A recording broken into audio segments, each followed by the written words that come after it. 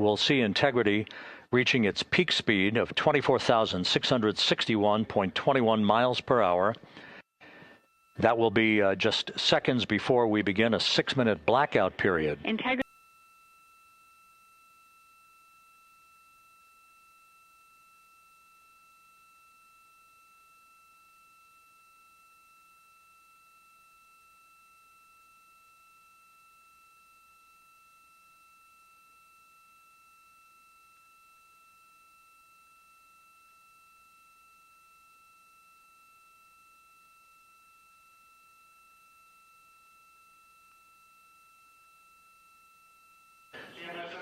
And we have confirmation of crew module, service module separation. Houston, good stuff on board. Houston copies and concurs. Fleet, crew, and vehicle are configured for entry. Houston copies. And we're in step 37, transferring now state to BFS.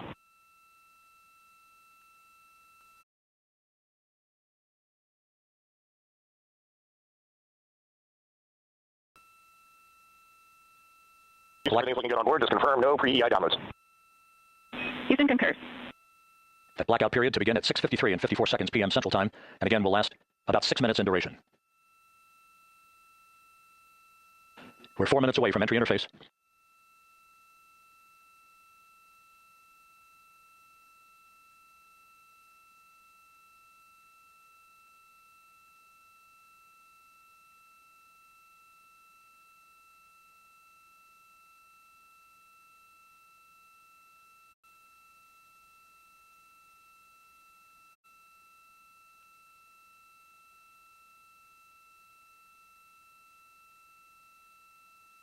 This view from integrity, as it crosses from southwest to northeast across the Pacific Ocean, 3 minutes from entry interface. 16.5 minutes till splashdown. The USS John P. Murtha and the recovery team is on station and in position, as are the airborne imagery assets that we hope to receive imagery from as Artemis enters the Earth's atmosphere and through parachute deployment.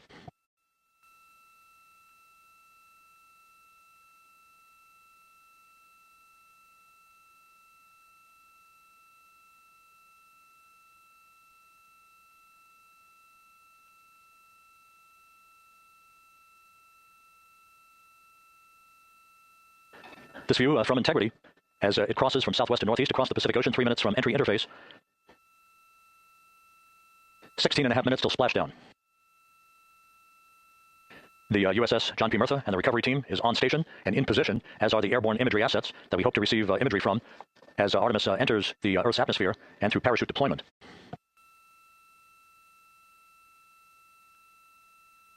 Ten seconds till entry interface.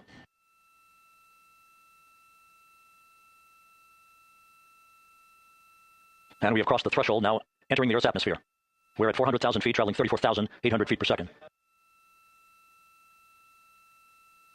Time to splash down, 13 minutes, 10 seconds. Where temperatures will...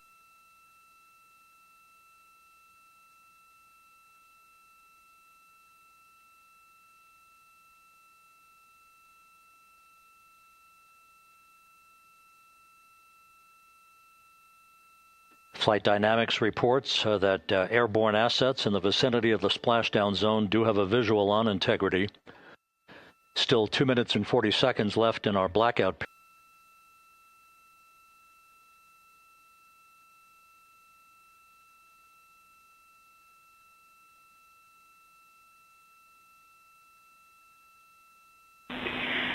Integrity impact to the camera controller fail is no cab 1 views of the chutes.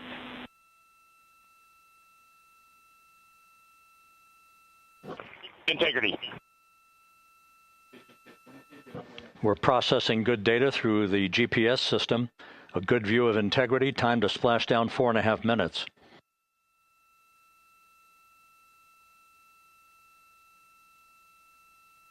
And a view of integrity from the WB-57. We're at 50,000 feet.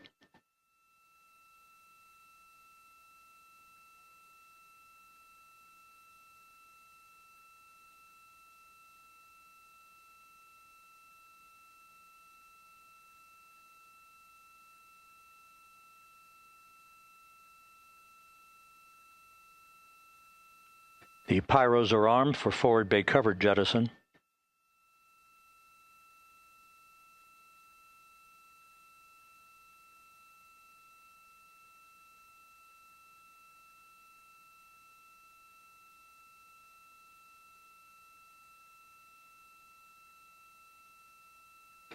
And there go the first series of parachutes, and we're on drogues.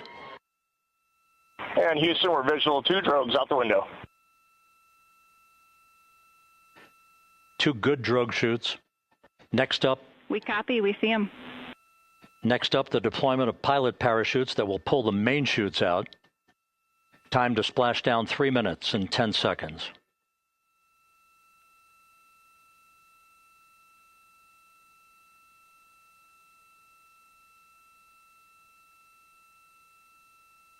Perfect descent rate according to flight dynamics. Good rates on 2 drogues. We see the same on board.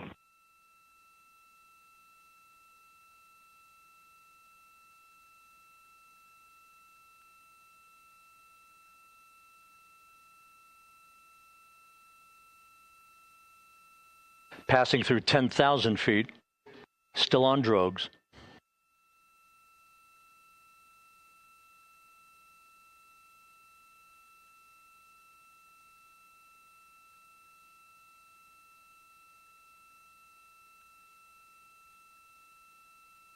Main chute deploy. We're at 5,000 feet.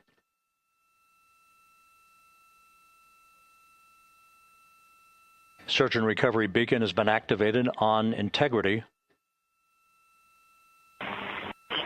And we have 3 good main chutes. Good 3 main chutes, good reefing, good descent rate. Good rates, and we see 3 good-looking parachutes.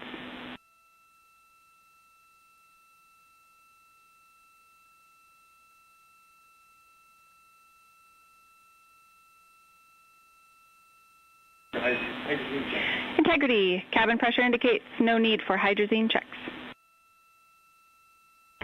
Integrity copies. This is a perfect descent for integrity. Its crew sounding hale and hearty on board. Time to splash down 1 minute, 15 seconds.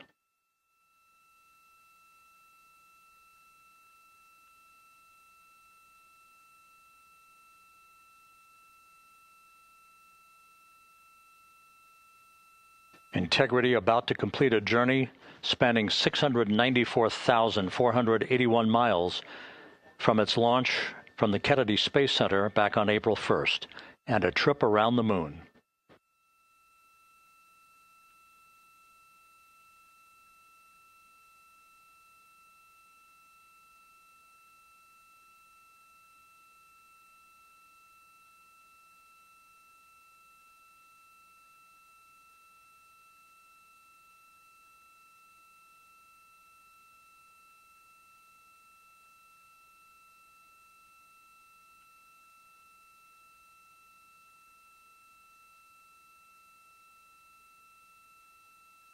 Passing through 1,000 feet.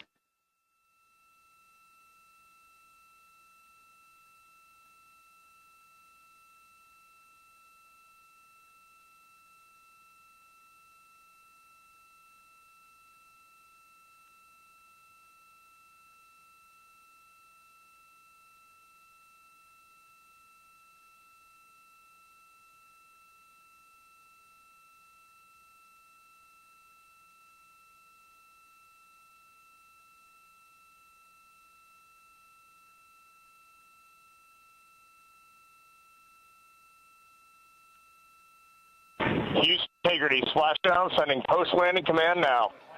Splashdown confirmed. Copy splashdown, waiting on VLDR. Splashdown confirmed at 7:07 p.m. Central Time, 5:07 p.m. Pacific Time.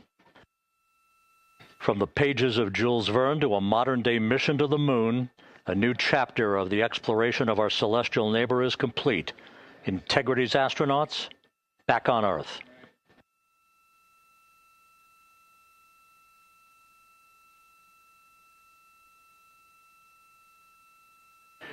And the landing and support officer reports the vehicle is stable 1. We still will be deploying the crew module uprighting system to maintain that orientation. A perfect bullseye splashdown for Integrity and its 4 astronauts.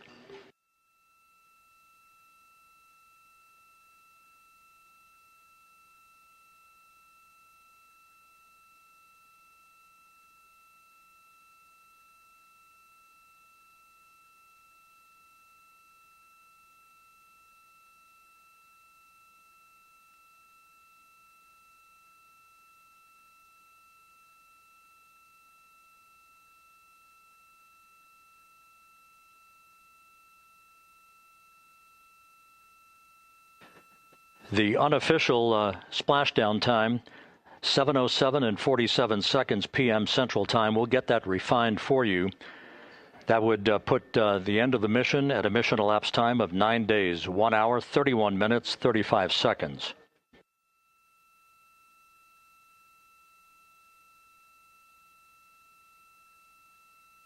And we're configuring for very low data rate.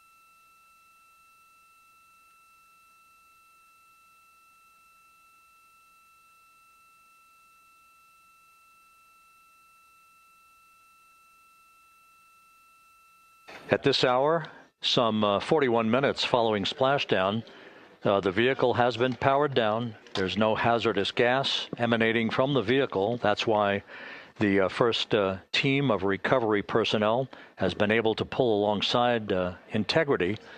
And the reports continue to come in that the 4 astronauts are in excellent shape.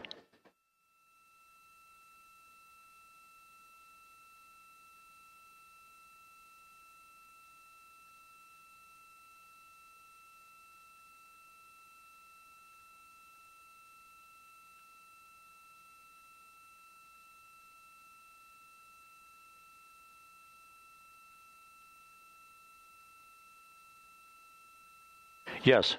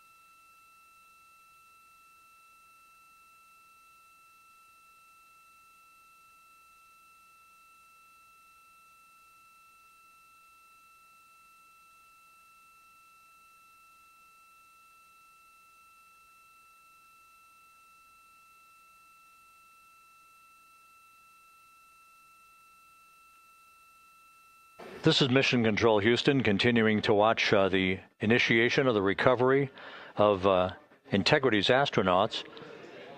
One by one, they'll be brought out of the spacecraft onto a large inflatable raft just a short time from now. In the meantime, we can go back to the USS John P. Murtha, where my colleague Megan Cruz is standing by to provide her situation report. Megan, can you hear us?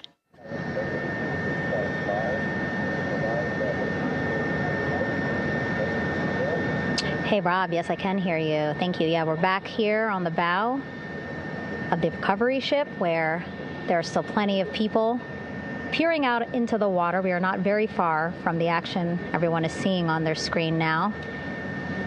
The Orion spacecraft, Integrity, in the ocean, surrounded by a number of recovery boats.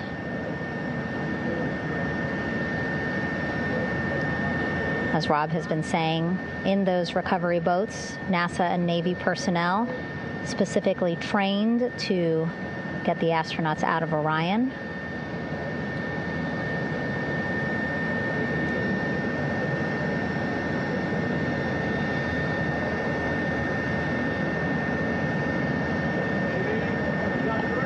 In some of our wide shots, you can probably see that there are 6 boats out in the water. More than 40 people out in the water right now on those boats.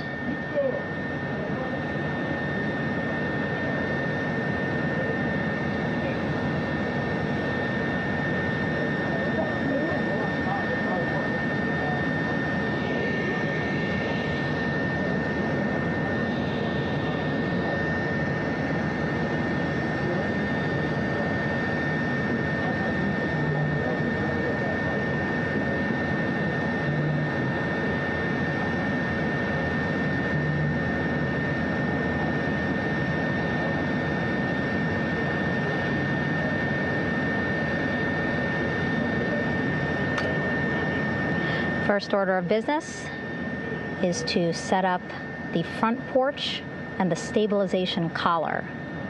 You might also hear it referred to as a stab collar. Basically just to make sure that Orion stays upright, doesn't sway in the water too much, again, to make it easier for recovery forces to get the astronauts out.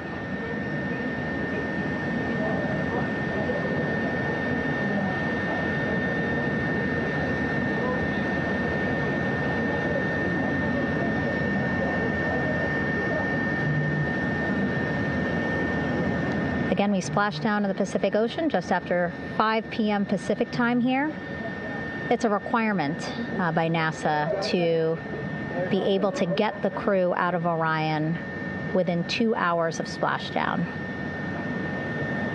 So doing great on time so far. Plenty of time.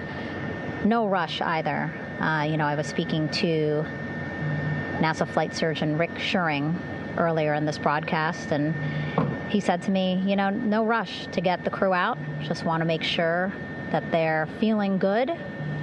And whenever they're ready to take their step out of Orion and onto that large raft, the front porch, folks will be ready.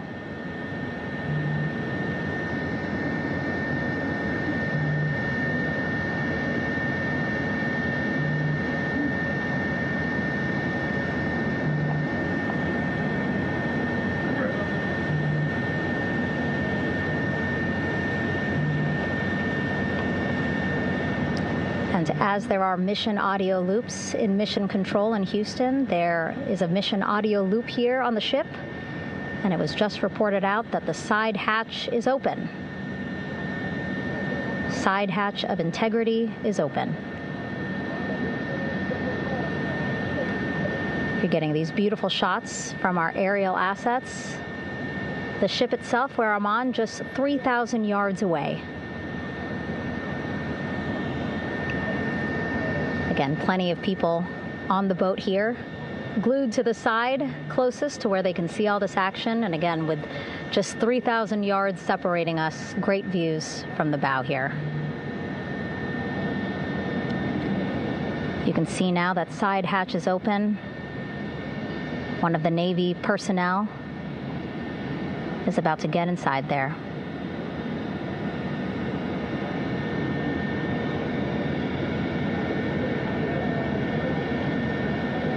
In they go. In total, 4 will go into Orion. So it'll be a little bit of a tight squeeze, but the goal is to have a recovery personnel with each astronaut assessing them.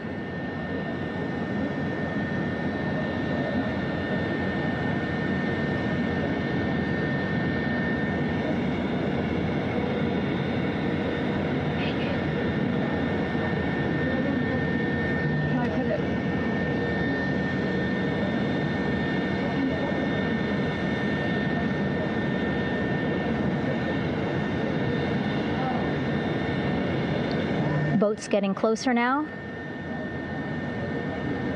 Again, that one that's right up against Orion, those are the divers that will go in to the spacecraft to check on each of the astronauts. These other boats will begin doing a number of things, putting on that stabilization collar onto Orion, building that front porch. Eventually, they will retrieve the parachutes, as well as tow Orion back to the well deck of the recovery ship here.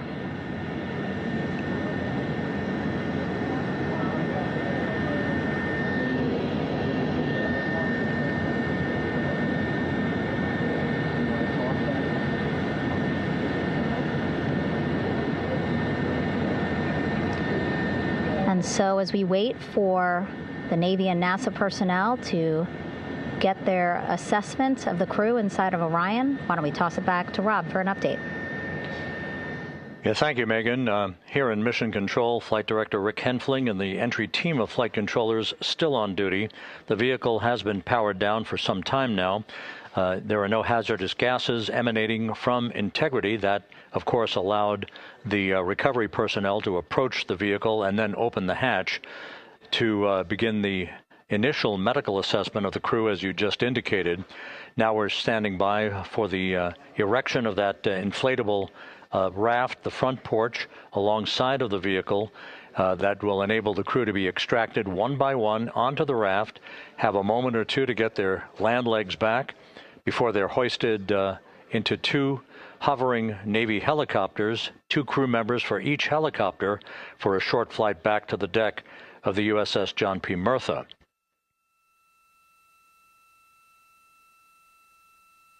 All of Integrity's systems operated flawlessly throughout the course of the approach to the Earth, the entry into the Earth's atmosphere, and all of the key milestones that followed in this high-speed return to Earth for Integrity, a mission that spanned more than 694,000 miles from the vehicle's launch from the Kennedy Space Center atop the Space Launch System back on April 1st.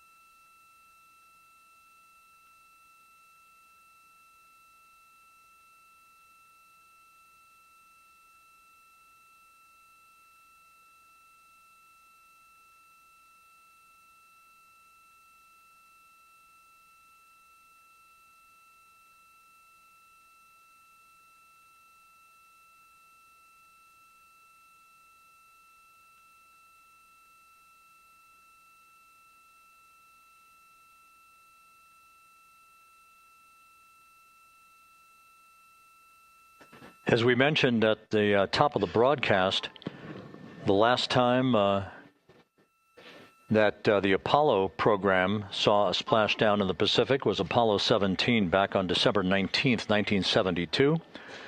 So for the first time in some 53 and a half years, we have reenacted that with the arrival of Integrity's astronauts as they flew around the moon in that historic lunar flyby that began with a trans-lunar injection burn that took them out of Earth orbit following 24 hours of a high Earth orbit trajectory. The high Earth orbit trajectory enabled flight controllers here to have a full 24 hours to evaluate the systems on Integrity and the condition of the crew before they would commit to flying to the moon.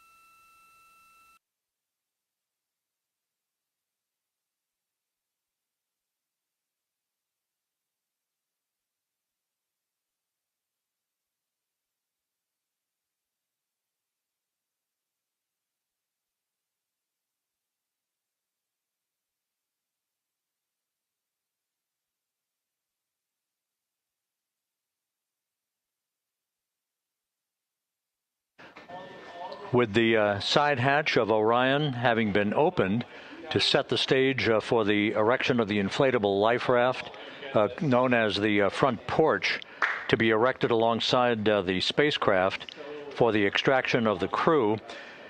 Let's play for you an interview that my colleague Megan Cruz conducted on the USS John P. Murtha with Navy diver First Class David McMahon that explains how this process is unfolding. Okay, Davey, so you and some of your team, one last look over of the stabilization collar, correct? Yes, ma'am. Okay, so what is this stabilization collar? This is what's going to stabilize the capsule out there in the ocean. We don't know how good the weather or the waves will be that day, so this will help prevent any unnecessary occurrences from happening, stabilizing the capsule and the astronauts inside.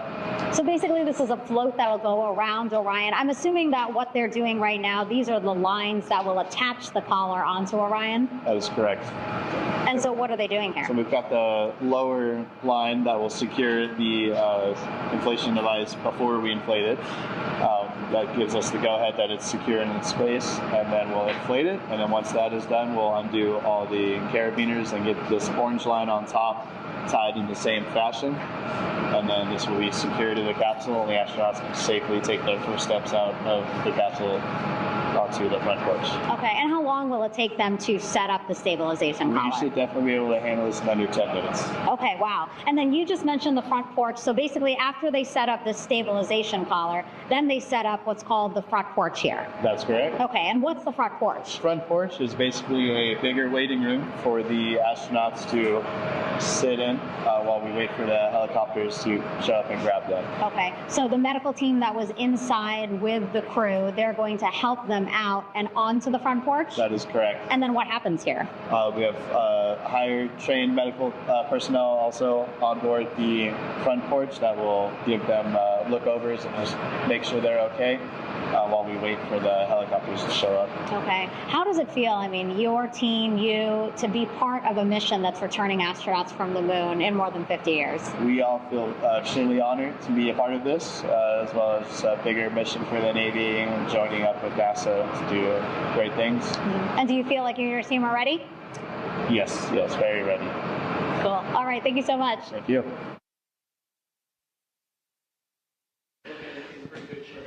Once again, the recovery operations are continuing out in the Pacific.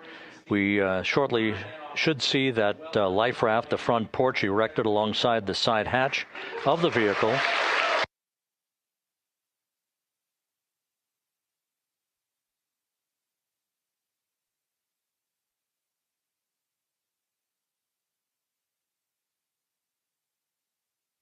A number of flight controllers have come into the flight control room to receive congratulations from Entry Flight Director Rick Henfling. But we're going to stick with our operations out in the Pacific as we await the extraction of the 4 crew members who are reported to be in excellent condition.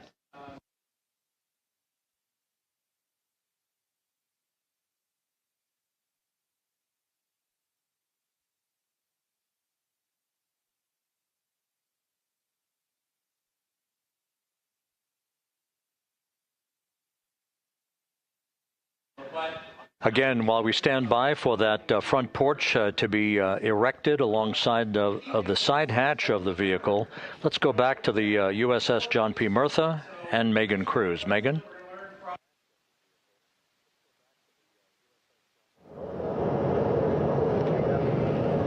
Hey, Rob. Pausing now to listen to some internal audio loops again. The operations team here on the ship communicating with everyone out on the water. It seems like currents are hindering them a little bit from unfurling and inflating the stabilization collar as well as the front porch. But again, the requirement to get the crew out within 2 hours of splashdown, plenty of time. So no concerns just yet. But as calm as the water looks, yeah, it looks like it's hindering the teams just a tad.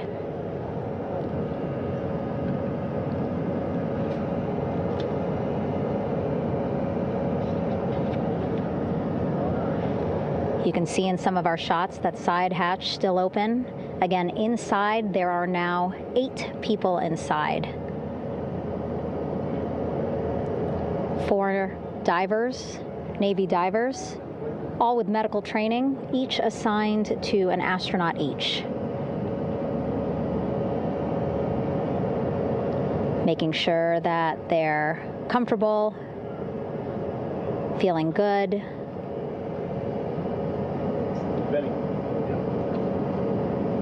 As you've heard us say in the broadcast, they expect a little bit of discomfort. Again, these astronauts just traveled back to Earth at 25,000 miles an hour, a nearly 695,000-mile journey around the moon. If you think you get carsick.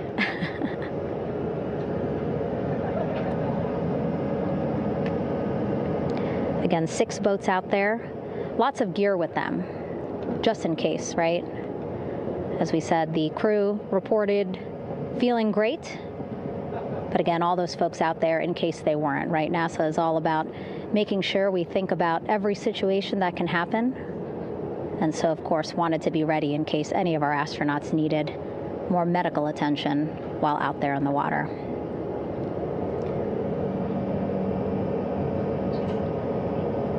You see now teams, again,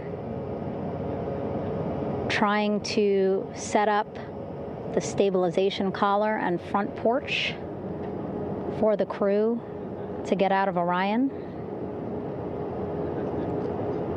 They need both, right? The stabilization collar will keep Orion from swaying as you see it is doing now.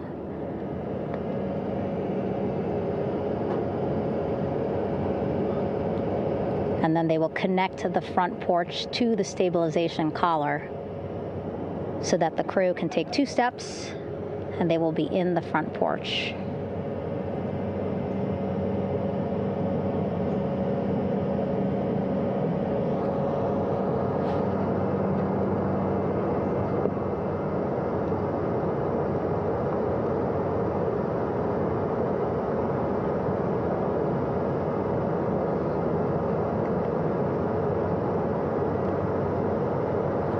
Not a lot of chatter on the mission audio loops. That's a good thing.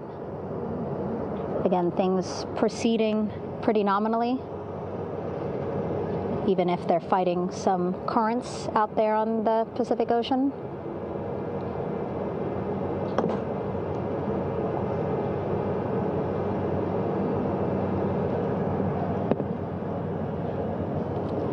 Again, the goal, setting up the stabilization collar and the front porch so that the crew can rest comfortably in the front porch, get placed into harnesses so that 2 helicopters can lift them off the front porch and onto the USS John Murtha here.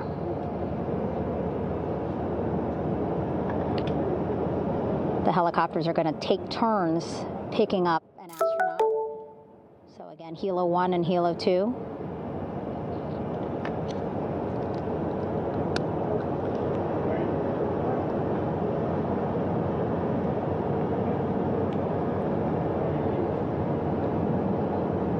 Okay, and the recovery team here on the ship just got a report from the undersea medical officer who is inside the capsule with the crew.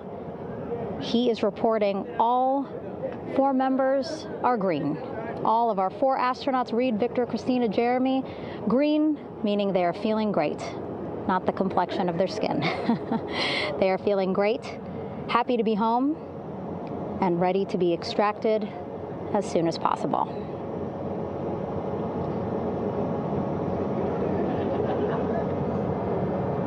And so, as I was saying, we have 2 helicopters circling the activity you're seeing on the water right now. Each will take turns picking up an astronaut. So Helo 1 will come on in, hover above the front porch, about 40 feet above the front porch. A Navy recovery specialist will be hoisted down into the front porch. The restricted maneuvering doctrine is in effect. Will connect to the first astronaut, which we're expecting to be Christina. And then Helo 2 comes around, picks up Jeremy, while Helo 1 stays above head, and then Helo 1 will come back in for another astronaut, and then Helo 2 for the last astronaut, and then back to the flight deck here on the recovery ship.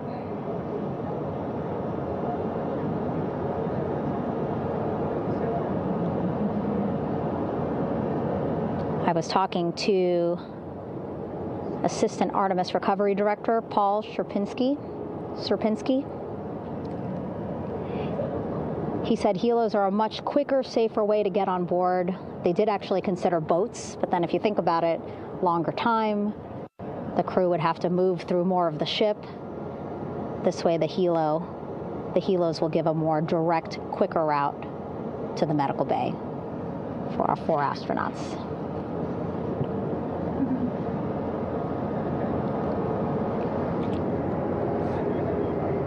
Beautiful shots from our aerial and imagery teams.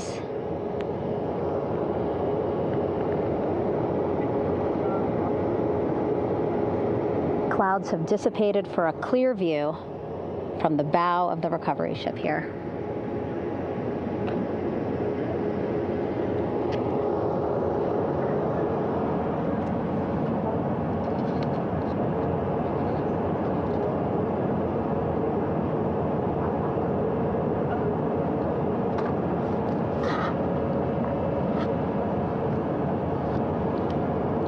You can still see divers in the water there. Encircling Orion, that is that stabilization collar we've been telling you about. As you saw in that interview just a few minutes ago, they have to first connect it to Orion, and then once it's secured onto Orion, they can inflate it, and then they'll further secure it with other harnesses and lines.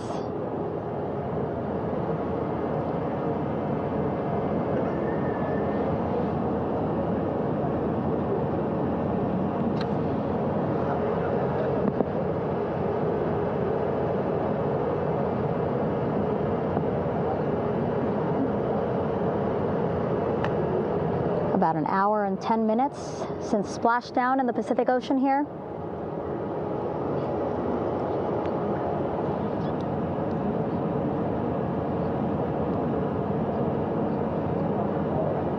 Reed, Victor, Christina, and Jeremy back home after a history-making mission to the moon and back.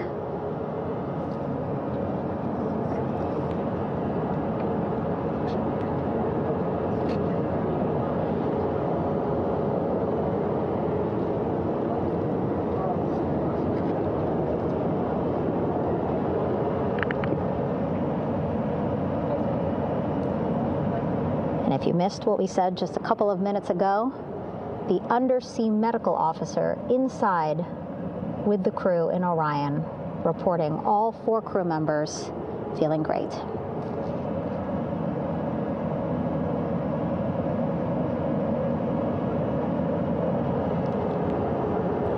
Progress being made there on the stabilization collar. It looks like they are beginning to inflate it.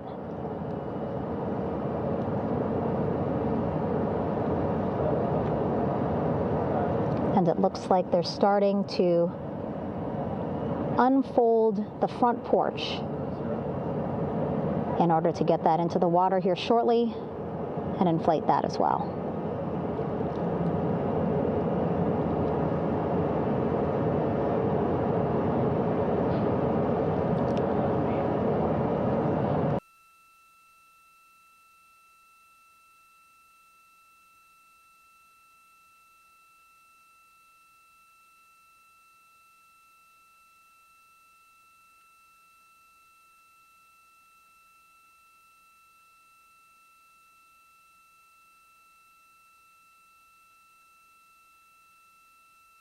At this hour, some 41 minutes following splashdown, the vehicle has been powered down. There's no hazardous gas emanating from the vehicle. That's why the first team of recovery personnel has been able to pull alongside Integrity. And the reports continue to come in that the 4 astronauts are in excellent shape.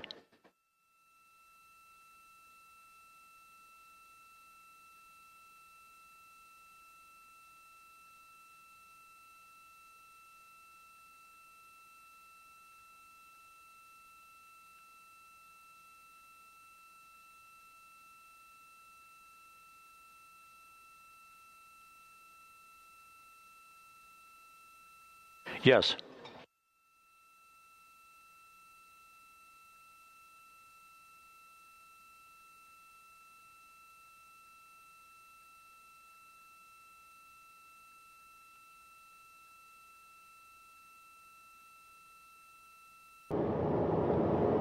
Planes coming and going from the ship, so that's why they wanted to get the boats in the water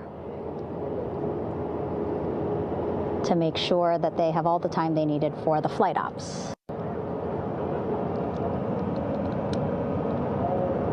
And then the same crew here out in the water, they will stay out in the water for a number of hours after we recover the crew and get them back on the ship, because then they have to recover Orion.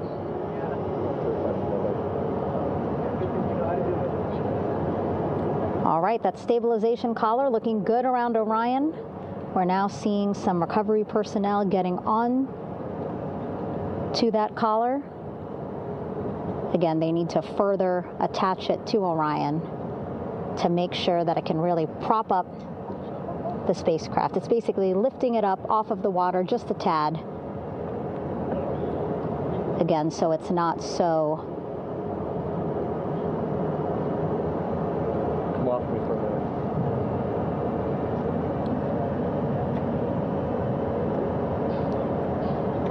so it doesn't sway so much in the water there.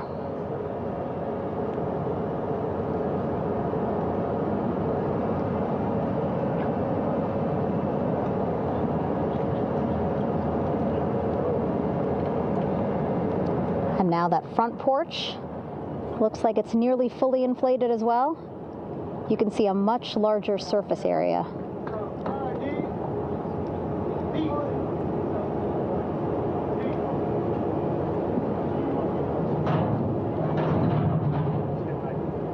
And so once the crew get out of Orion, they can stretch their legs a little bit on this front porch, get some fresh air.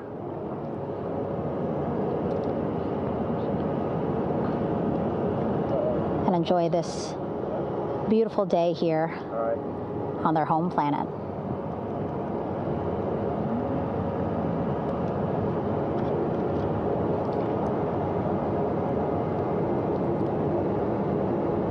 It appears teams now are about to connect the front porch to the stabilization collar.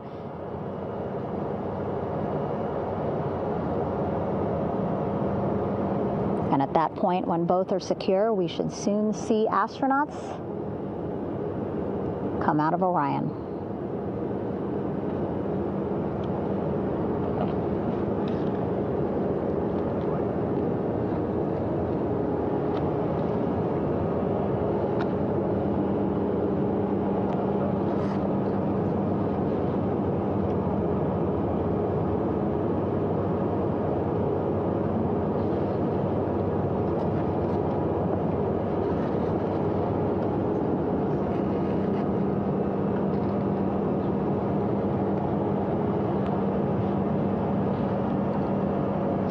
All these views you see also being fed to the Landing Force Operations Center here on the ship. Of course, it is very important for our recovery teams leading the mission to have all the views that you're seeing as well. Again, listening to their communication loop here on the ship.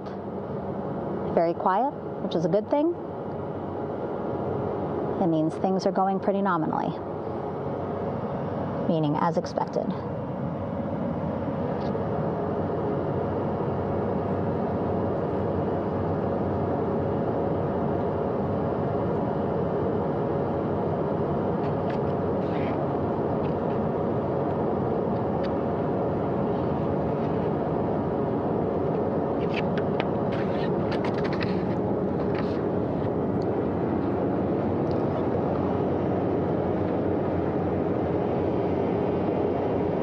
Again, all this activity happening just 3,000 yards away from the ship. So that means this will be a very quick flight back on the helicopters for the crew. 2-3 minutes, and then they'll be back here on the ship. I know.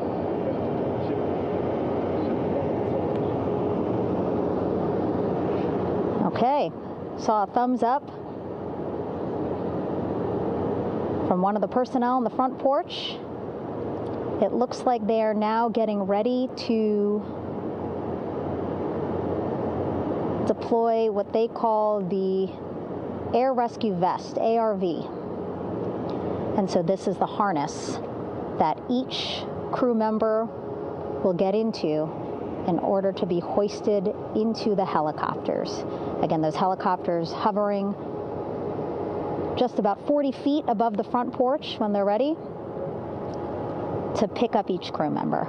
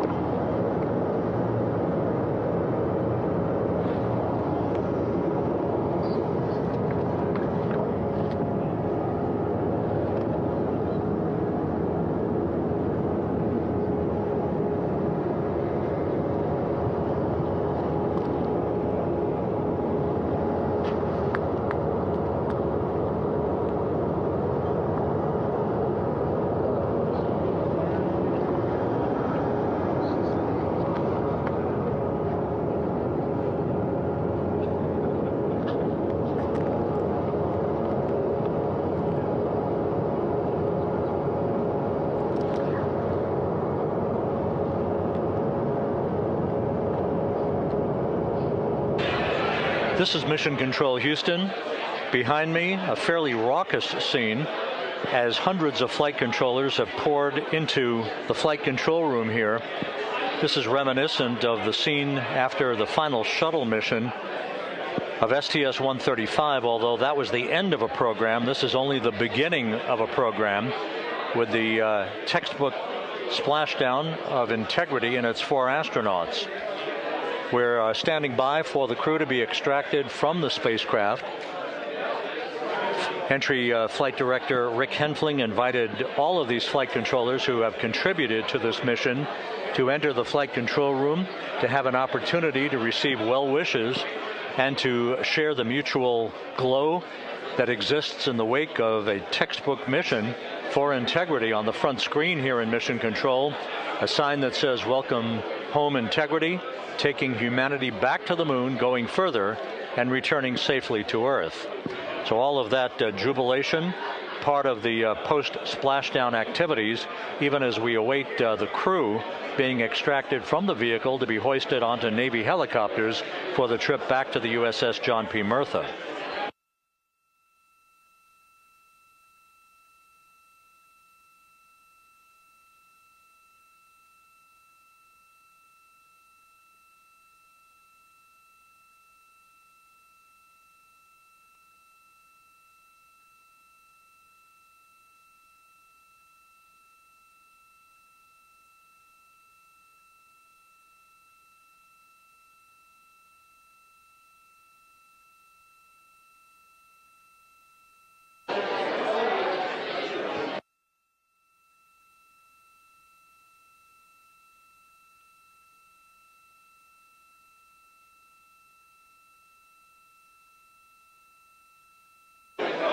Once again here in Mission Control, this view of the Artemis Flight Control Room, known as the White Flight Control Room. This is the old shuttle flight control room, and now is the home of Artemis missions to the moon and beyond. Once again, quite a few flight controllers were invited in by Entry Flight Director Rick Henfling to share in the jubilation following the successful splashdown of Integrity. That splashdown occurring an hour and 22 minutes ago, as we stand by for the completion of the extraction of the crew, and ultimately they're hoisting onto Navy helicopters for a short flight back to the USS John P. Murtha. Splashdown occurred at 7:07 and 27 seconds p.m. Central Time. I had an opportunity to talk to the head of flight dynamics, Jeff Birch, a moment or two ago. He said the trajectory of Integrity coming through the Earth's atmosphere was so precise, they've never seen anything line up on a ground track like today's entry by Integrity for its splashdown southwest of San Diego.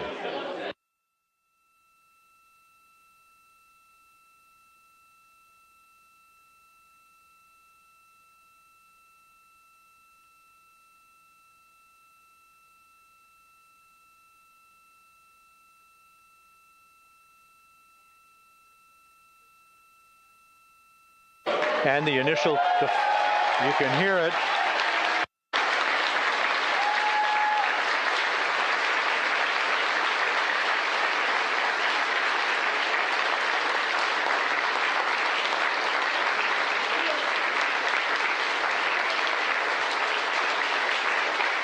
Jubilation here in the flight control room. The first crew member is out of Integrity.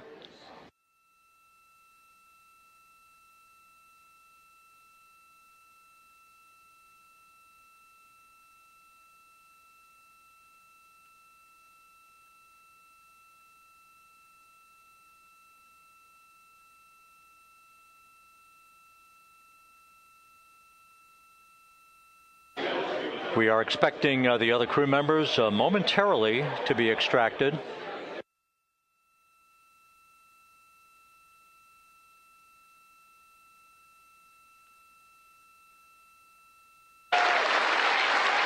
We now have 2 crew members out.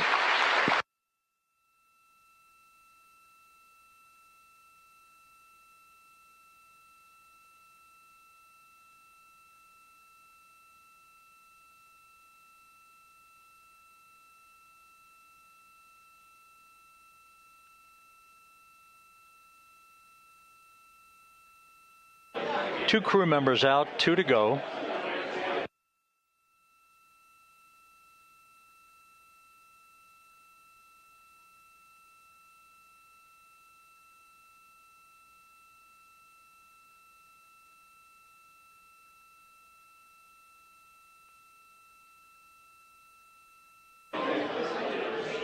We're about 1 hour from sunset out in the Pacific. Everything continues to go well.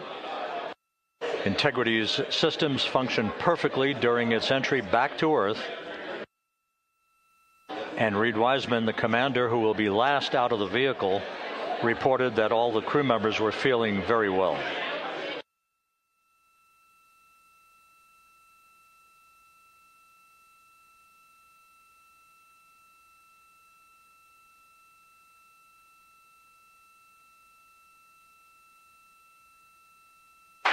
Crew member number 3 now out.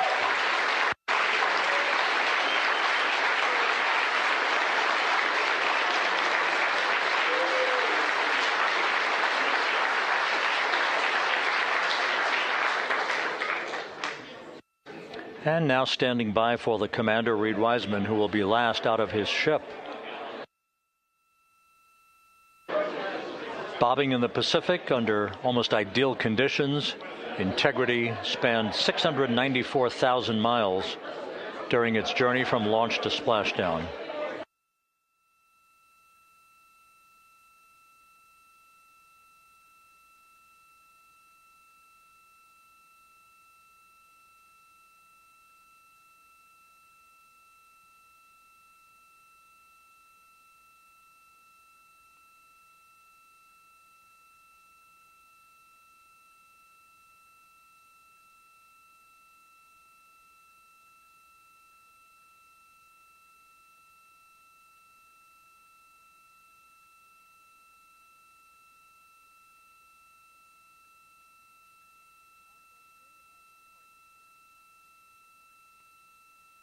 And we now have Reed Wiseman out of the vehicle, all 4 crew members now out of Integrity.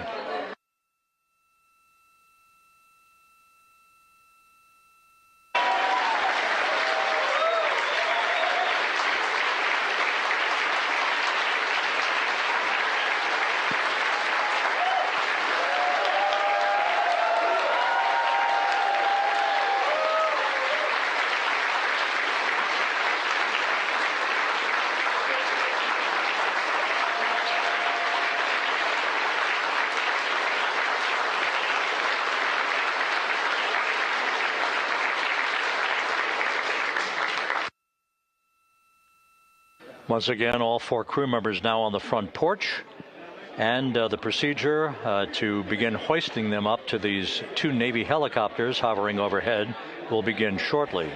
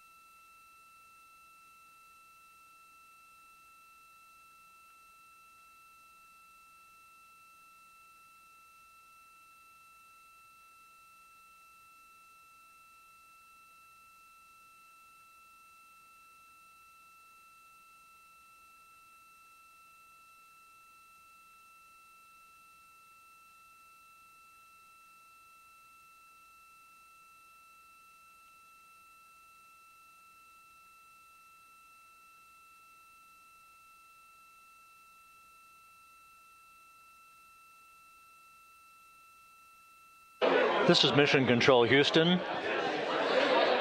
The mission is over, but the melody lingers on as jubilation continues here in the flight control room.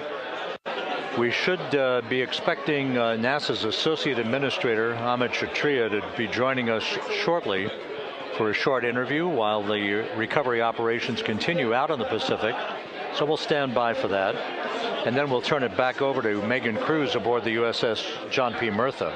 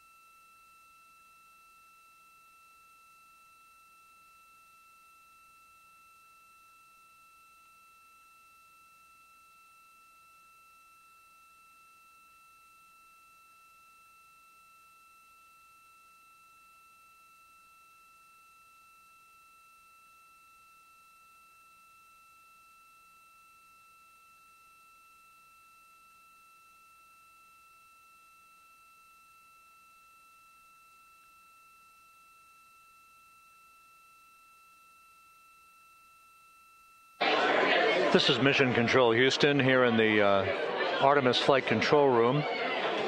A number of flight controllers basking in the glory of the successful end of this mission that carried 4 astronauts around the moon on a lunar flyby, and the first test flight of Orion with crew members on board. Splashdown occurring an hour and 32 minutes ago after a flawless descent back into the Earth's atmosphere for the vehicle. Its 4 crew members in good shape, simply enjoying their time right now on the front porch, as it were, the inflatable raft alongside of their Integrity spacecraft. We're expecting Amit Kshatriya, the NASA Associate Administrator, to join us here momentarily for a brief interview before we turn it back over to Megan Cruz aboard the USS John P. Murtha, the recovery ship.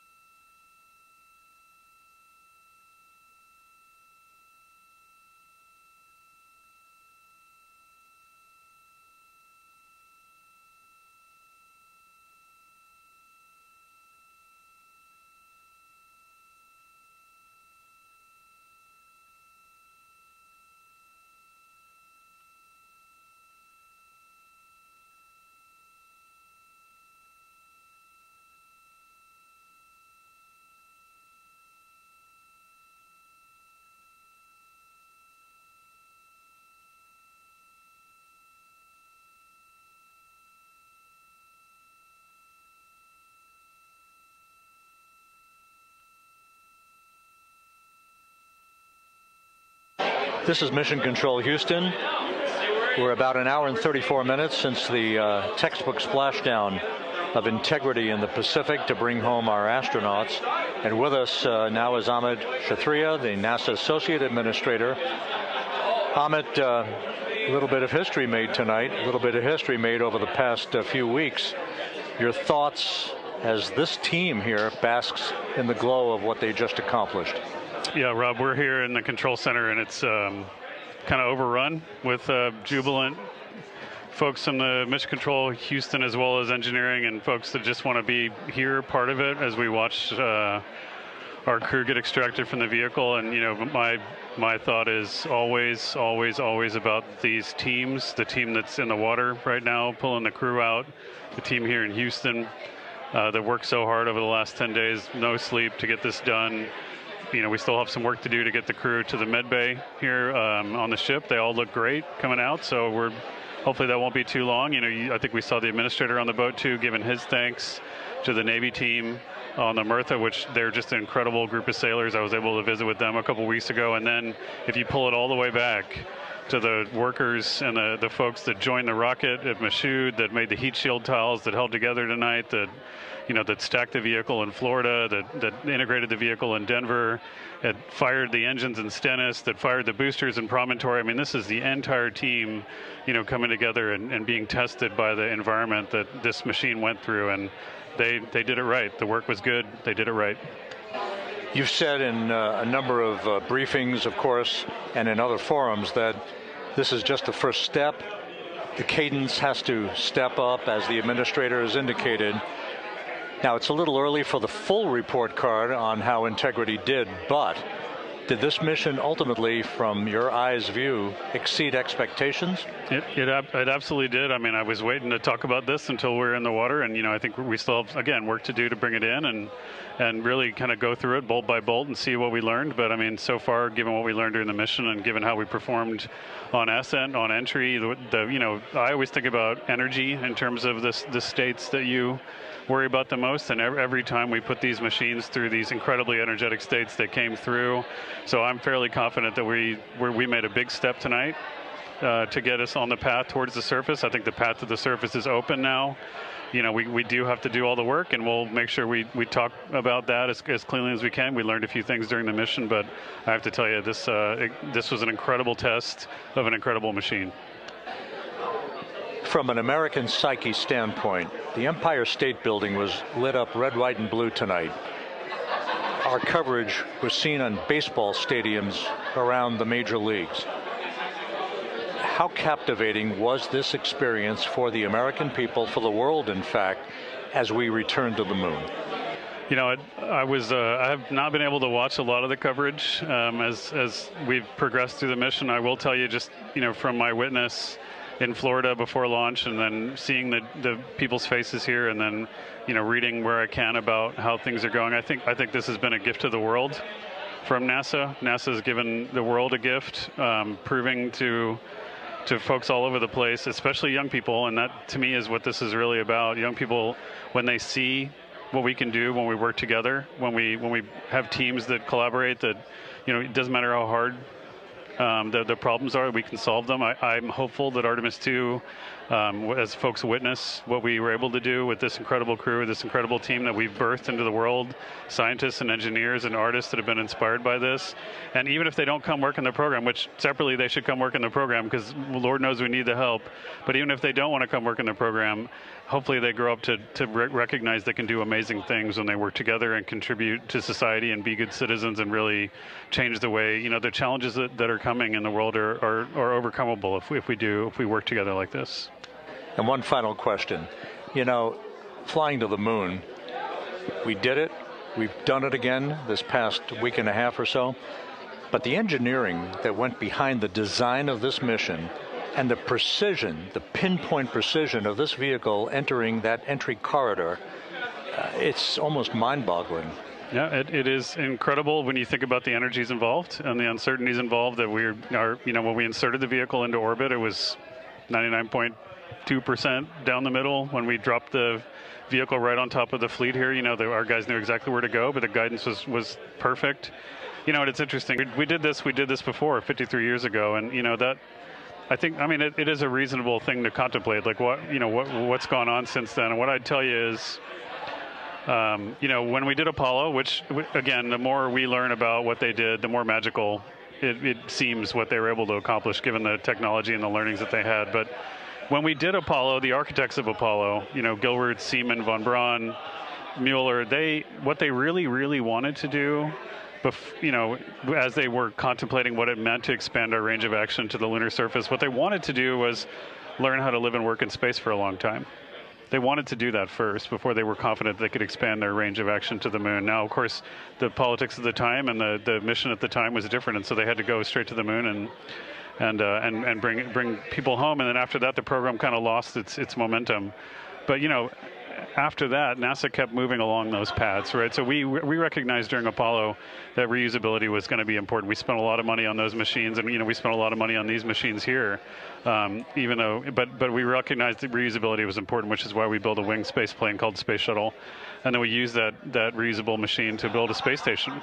And we learned for 25 years how to live and work in space, and have been able to develop technologies that can enable exploration. So really, what I think is now, 53 years later, we're at the point where the architects of Apollo would have been pleased that we're now ready to actually go back to the moon and go back to stay, because we've learned all the things we needed to learn.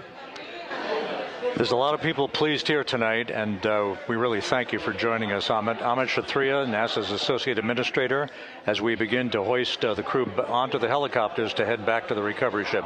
Thank you very much. Thank you, congratulations, Amit.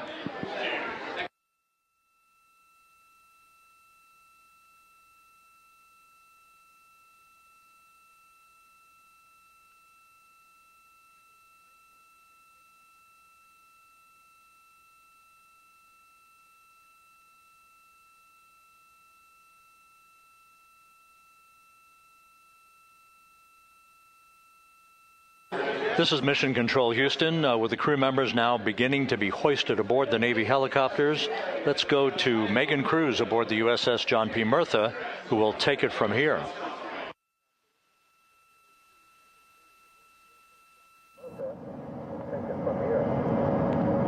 Hey, Rob. Yeah, back on the bow of the ship here, we are seeing the helicopters circling Orion. The first one there, having just completed picking up the first astronaut. Helo 2 now, hovering just 40 feet above the front porch, lowering a recovery specialist out of the helicopter. That person will touch down in the front porch just there.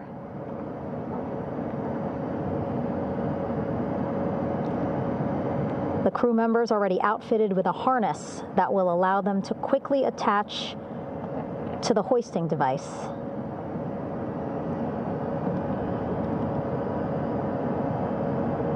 Look at the power of those blades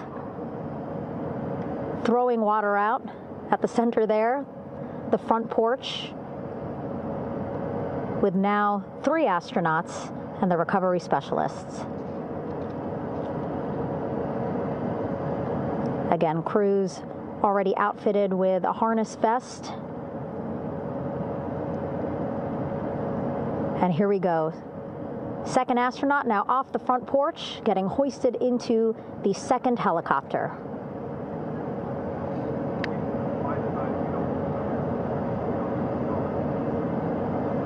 That helicopter will now hover just a distance away to give room for the first helicopter to come back and pick up the third astronaut.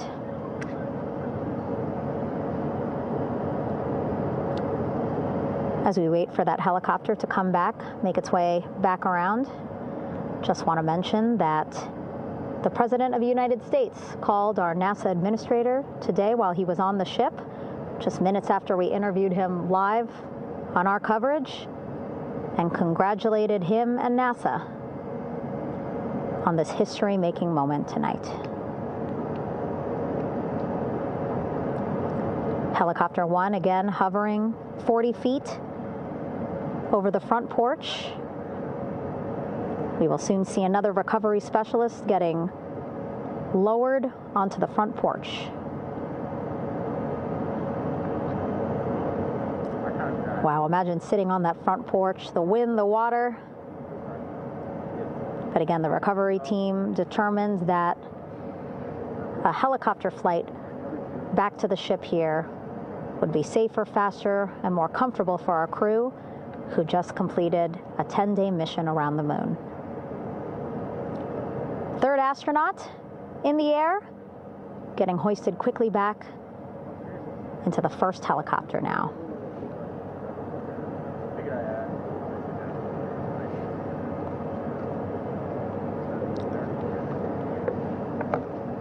That first helicopter now on its way back to the ship here. We will soon see it land in just a few minutes. Again, all this action happening just 3,000 yards away from us, so a very quick flight back to the flight deck.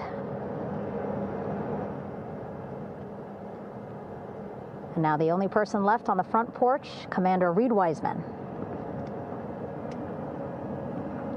That second helicopter now making its way back over to the front porch. Here it comes.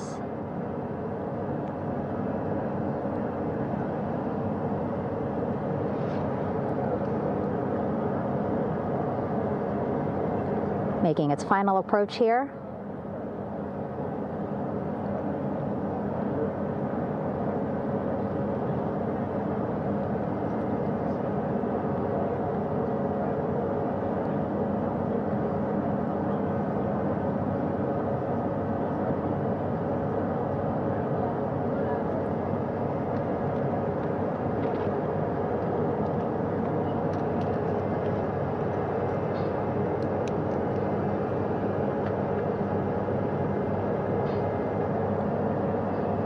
The last astronaut, Commander Reed Wiseman, now off the front porch and almost into the second helicopter. Both now on their way back to the ship where we are, the USS John P. Murtha, just west of San Diego in the Pacific Ocean.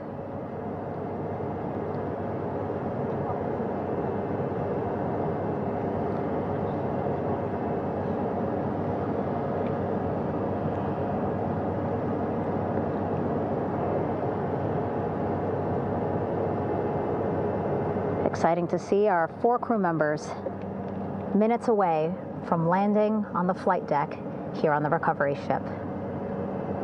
550 people on this ship, excited, ready, anxious, looking forward to welcoming this crew aboard.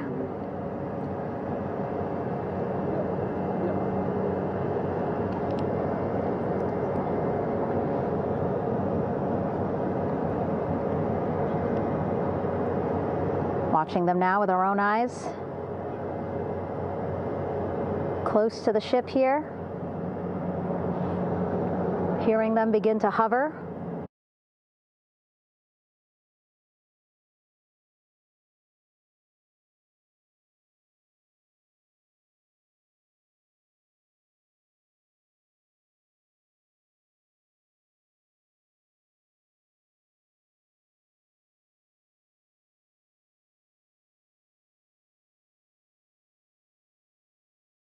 There's 50 people on board,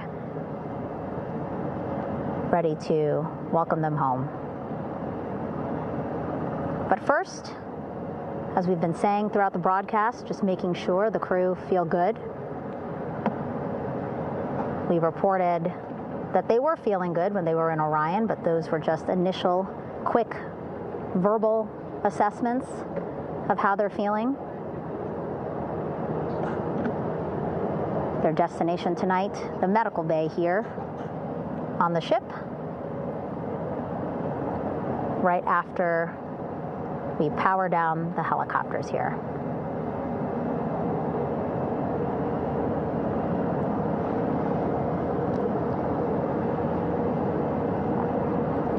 The team on the flight deck working quickly but methodically.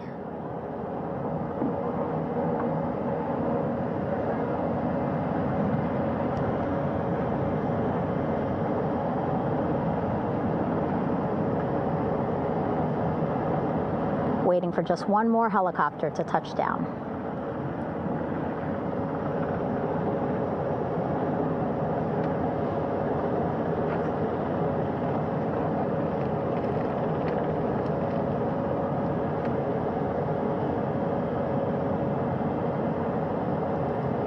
Very limited personnel here on the flight deck. Restricted maneuver doctrine is in effect. As that third helicopter touches down.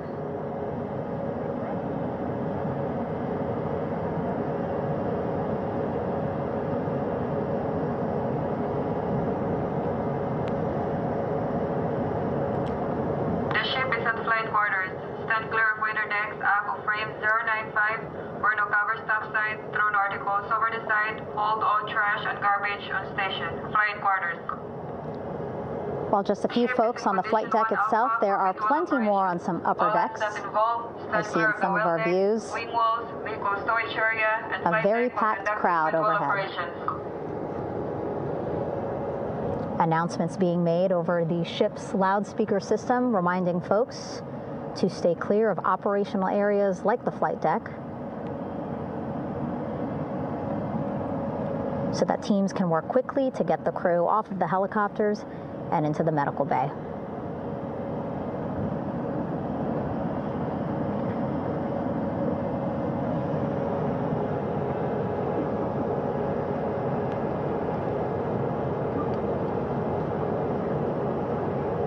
Splashdown today, 5:06 p.m.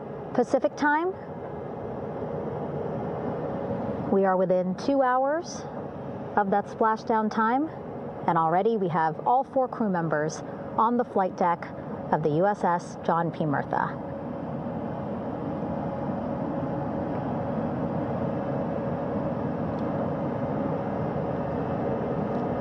Again, crew waiting before getting out for the helicopters to completely shut down.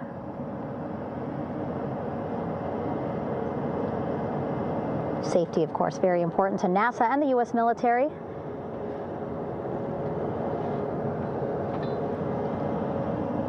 So we'll wait just a couple of minutes here before we start seeing crew members walk off the helicopters one by one.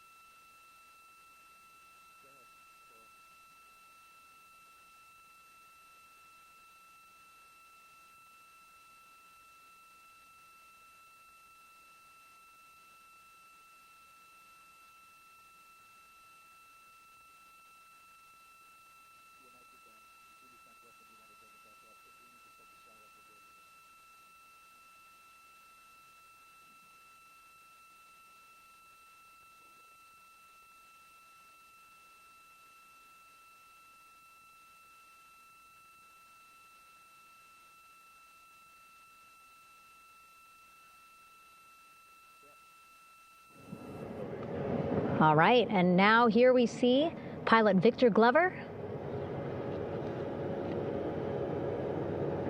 and mission specialist Christina Cook sitting on the edge of one of the helicopters, looking in great spirits. That familiar smile and laugh from Victor, I can see it from here. Christina, I'm sure, feeling the same way, just blocked a little bit by our camera here, but we'll see her here shortly. A photographer taking their pictures. Victor saluting folks on the flight deck. They look like they're in great spirits. Happy to be home, I'm sure.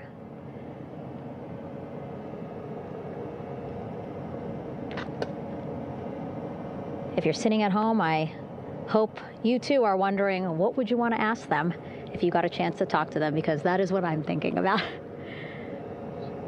Getting the opportunity to talk to or ask questions of these 4 astronauts who just made history as the first crew to return to the moon since 1972.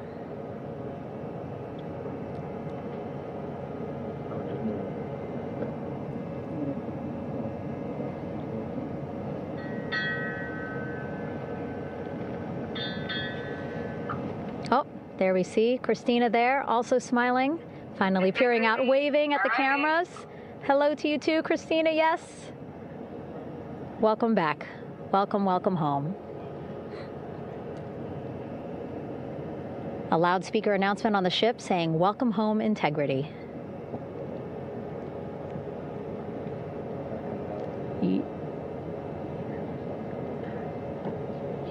Victor in great spirits. I can't see who he's talking to, but I kind of think that he might be talking to his other 2 crew members.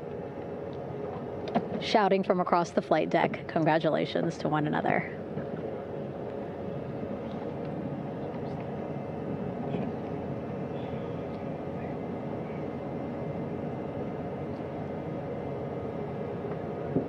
And so now we see some Navy personnel walking up to the helicopter. This is again the first helicopter carrying pilot Victor Glover and mission specialist Christina Cook. Both have taken off their helmets now.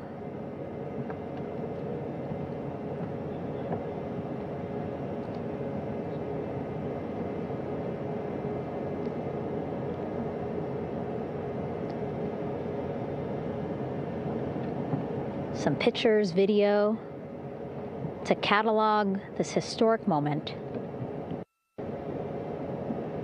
A beautiful sunset just behind them here in the Pacific Ocean. Golden hour. These pictures will be beautiful.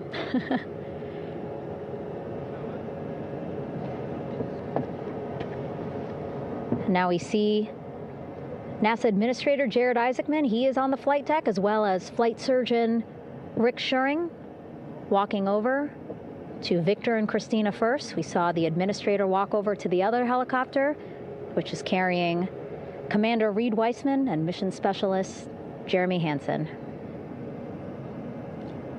We heard from Rick earlier in the broadcast. Again, he said he's going to be out there on the flight deck to do another initial assessment of the crew, ask them how they're feeling,